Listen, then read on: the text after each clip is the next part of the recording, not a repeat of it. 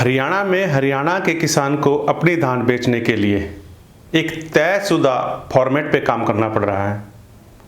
किसान को अपनी धान पोर्टल पर रजिस्टर्ड करानी पड़ रही है। उसके बाद किसान के मोबाइल में एक मैसेज आएगा। इस मैसेज के बाद किसान अपनी धान की फसल मंडी में लेकर आएगा, तब गेट पास कटेगा और इसके बाद किसान की धान की सरकारी खरीद होगी।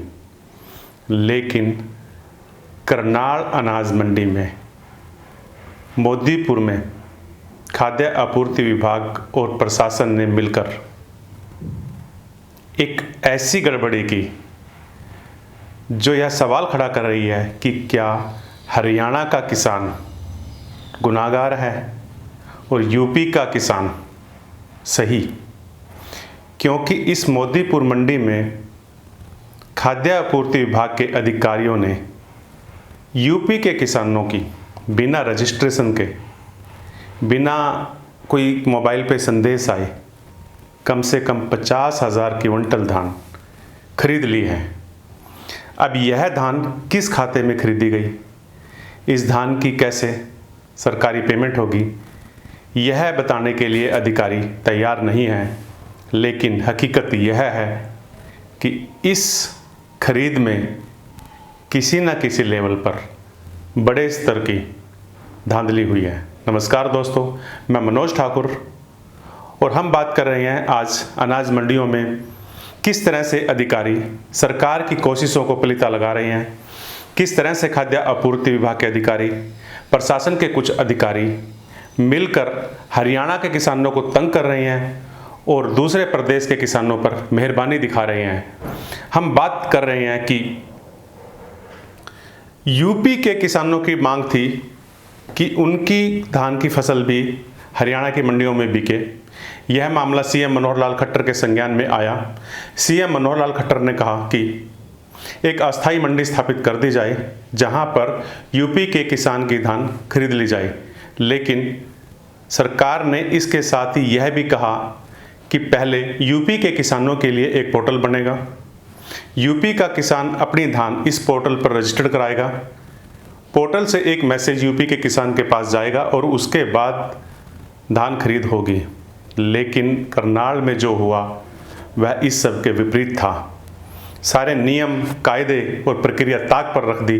मोदीपुर में एक अस्थायी मंडी खोल दी गई और 5 दिन के अंदर बिना पोर्टल पर रजिस्टर्ड हुए 50,000 क्विंटल धान खाद्य आपूर्ति विभाग के अधिकारी खरीद लेते हैं।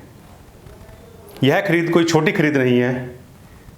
यह खरीद अपने आप में चौंकाने वाली बात है और चौंकाने वाली बात इसलिए भी है क्योंकि करनाल और इसके आसपास के इलाके में सैकड़ों ऐसे किसान हैं, या बल्कि कहूँगा कि हजारों ऐसे किसान हैं जिनकी धान मंडियों में पड़ी है लेकिन उनकी बोली नहीं हो रही, क्योंकि इन किसानों के पास अभी तक पोर्टल से इनके मोबाइल पर मैसेज नहीं आया और इस मैसेज के आने के बाद ही इनकी धान की तुलाई होगी। ये जी 20-30 से पड़ी है मंडी में।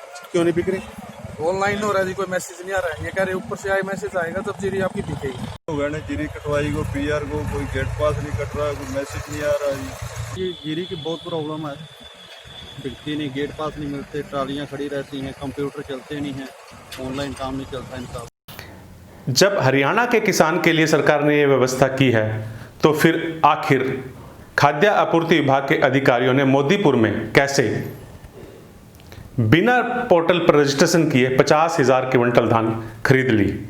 और मजे की बात यह है कि अधिकारी इन सवालों का जवाब देने की बजाय अब मामले पर लिपापोती करने की कोशिश कर रहे हैं। द न्यूज इनसाइडर ने जब इस मामले की गहनता से छानबीन की तो पाया कि हरियाणा सरकार ने तय किया था कि यूपी के किसानों का धान भी पोर्टल पर धान को रजिस्ट्रेशन करने के बाद ही खरीदा जाएगा। योजना यह थी कि 9 अक्टूबर से पोर्टल पर यूपी के किसानों का रजिस्ट्रेशन शुरू होगा। रजिस्ट्रेशन के बाद किसानों के पास एक संदेश जाएगा और 19 अक्टूबर से किसान मोदीपुर की अनाज मंडी में अपनी धान लेकर आ सकते हैं। लेकिन करनाल की खरीद एजेंसियों के अधिकारी यूपी की धान खरीदने के लिए इस कदर लालायित और उत्साहित थे कि पोर्टल शुरू होने से 4 दिन पहले ही मंडी खोलकर धान की खरीद शुरू कर दी। और इसके पीछे अधिकारियों ने तर्क भी बहुत खूबसूरत दिया। अधिकारियों का दावा है चूंकि यूपी के किसान बड़ी संख्या में हरियाणा की ओर आ गए थे और इस वजह से जाम के हालात पैदा हो गए थे, इससे बचने के लिए ही मंडी को खोल दिया गया। लेकिन अधिकारी यह तर्क देते हुए भूल जाते हैं कि हरियाणा की अनाज मंडियों में प्रदेश का जो किसान अपनी धान की फसल लिए कई कई दिन से बैठा है, फिर उसकी धान की सरकारी खरीद क्यों नहीं हो रही? अधिकारियों के पास इस सवाल का जवाब नहीं है।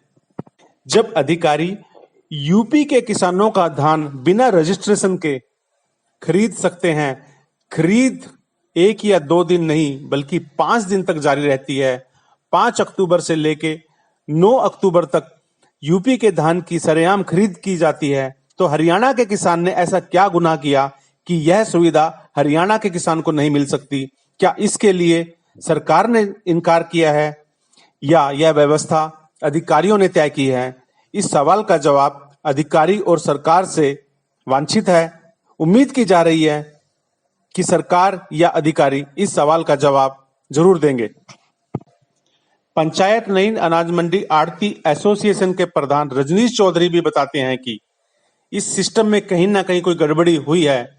उन्होंने बताया कि मुख्यमंत्री से मांग की गई थी कि यूपी के धान को खरीदने के लिए भी बॉर्डर के आसपास कोई अस्थायी मंडी खोल दी जाए। रजनीश चौधरी ने बताया कि मंडी 1 या 2 दिन के लिए नहीं खोली जानी थी, बल्कि मंडी एक तयशुदा अवधि के लिए खोली जानी थी। लेकिन जो हुआ वह कई सवाल, कई संशय, कई शंकाओं को जन्म दे रहा है। रजनीश चौधरी कहते हैं कि मामले की जांच हो तो सच सामने आ सकता है। धान खरीद में खाद्य आपूर्ति विभाग का वह इंस्पेक्टर समीर वशिष्ठ इन्वॉल्व है। यह वही समीर वशिष्ठ है जिसने पिछले साल धान खरीद में जिला मिलिंग कमेटी की सिफारिशों को भी ताक पर रखकर कई राइस मिलरों को, जो कमेटी ने धान का कोटा उन राइस मिलर के लिए तय किया था, उस कोटे से डबल धान भी उनको अलॉट कर दी, जो कि नियमों के मुताबिक इंस्पेक्टर समीर कर ही नहीं सकता था। इस मामले में विभाग की खूब फजीहत हुई। यह मामला हरियाणा विधानसभा में भी उठा और आरोप लगाए गए कि धान खरीद में बड़ा भ्रष्टाचार हुआ है और यही वजह रही कि 3-3 पीवी यानी कि राइस मिलर परिसरों में 3-3 बार धान के स्टॉक की जांच हुई। कई जगह अनियमितताएं मिली, कई मिलर्स पर कार्रवाई भी हुई। लेकिन इसके बाद भी आश्चर्यजनक तथ्य यह है कि इस बार धान की खरीद में समीर वशिष्ठ को एक बार फिर से करनाल मंडी में लगाया गया है। बहरहाल अब सवाल यह है कि यदि मोदीपुर अनाज मंडी नियमों के मुताबिक खोली गई थी तो फिर 5 दिन में ही बंद क्यों कर दी? और यदि मोदीपुर अनाज मंडी नियमों के विपरीत खोली गई थी तो 5 दिन तक सरकारी धान की खरीद कैसे होती रही? इसमें कौन अधिकारी जिम्मेदार है, किस अधिकारी की क्या भूमिका है, यह जांच का विषय है और निश्चित ही इसकी जांच होनी चाहिए। और अगर इस मामले की जांच नहीं होती तो यही माना जाएगा कि हर बार की तरह इस बार भी धान खरीद में भारी गड़बड़ी हो गई है और सरकार की कोशिशें इस गड़बड़ी पर रोक लगाने के लिए नाकामयाब साबित हो रही हैं। धन्यवाद। अगर आपको हमारा काम पसंद आया है, हमारा प्रयास पसंद आया है, तो आप हमें लाइक कर सकते हैं, सब्सक्राइब कर सकते हैं। इससे हमारा हौसला बढ़ेगा। जय हिंद।